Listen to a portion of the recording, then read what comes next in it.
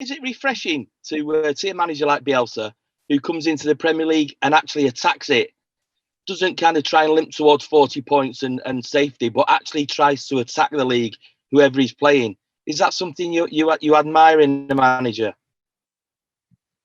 Yeah, absolutely. But it's just his nature. That's how he played all his life with his team. So I'm not surprised about it. But he's not the only one. To be honest, okay, Graham Potter didn't get promoted with Brighton, but when he came in, that's a proper attacking style as well. So a lot of teams are meanwhile try to attack much more than they maybe did in the past. But it's refreshing. I don't know, but it's good. That's how I really think football should look like this. We all should try to attack as often as possible. It doesn't mean we can do it all the time, but we should try to do it as often as possible, because that's just the most entertaining part. We should not forget that that's a big job to do for us, to entertain the people out there and to show some courage and all these kind of things. And they show courage, obviously, a lot. And do you think that may encourage other managers who are coming into the league to actually believe that they're a new team in the league, but you can survive in this league if you get on the front foot?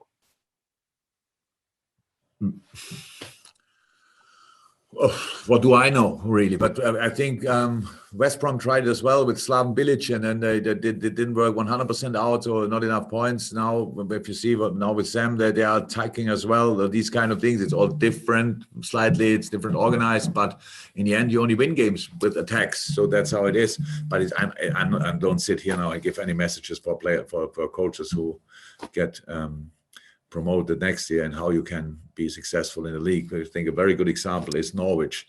So getting promoted in an exceptional way, playing great football in the Premier League, but still going down, and then playing the season after that again like they do now. That's really massive, to be honest. So it will be interesting how they come up now. Losing key players, obviously, and still dominating the championship, which is a crazy difficult league to play, and doing what they do. I really have to say, I have a lot of respect for that. So, they're obviously, now we spoke about 3 teams who came up last year, this year, and they all played.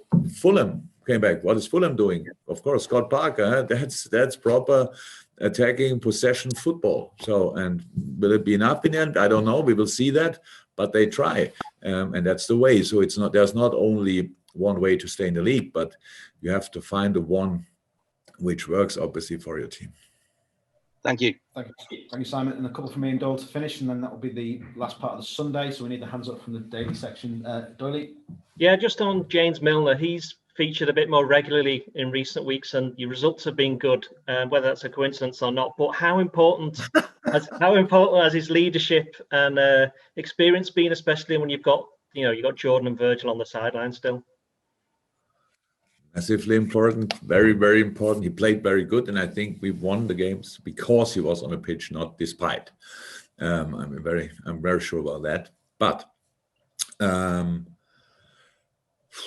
know how often I said it, and I can say it a lot more times. So Miller is incredibly important for this group, incredibly important as a person, as a character, but as a player as well. So not only the dressing room, but as well in the dressing room.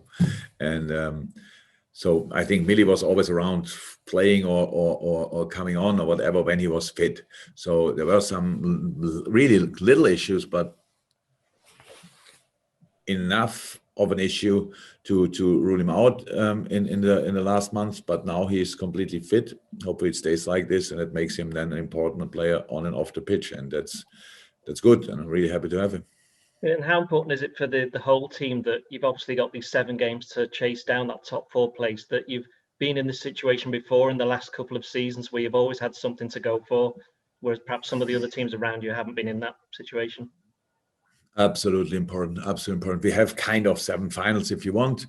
We will see how, and we only know in the end how many points we will need to make it to really make it happen. But I said it before, we should not waste time or points or whatever. We really have to go for it. That's the situation we are in. The good thing about it, because there are some teams around these spots, they pretty much all have to do that. So there's nobody. I think maybe 2 or 3 weeks ago, we were 9 points. We had 9 points less, obviously, and it looked like Leicester's away, West Ham, Chelsea all away, and stuff like this. And they all are still in a good moment and all ahead of us. That's clear. But with the 3 games, obviously, we could put a little bit of pressure on them, and then we have to carry on with that. We have to keep doing that, and yeah, let's see.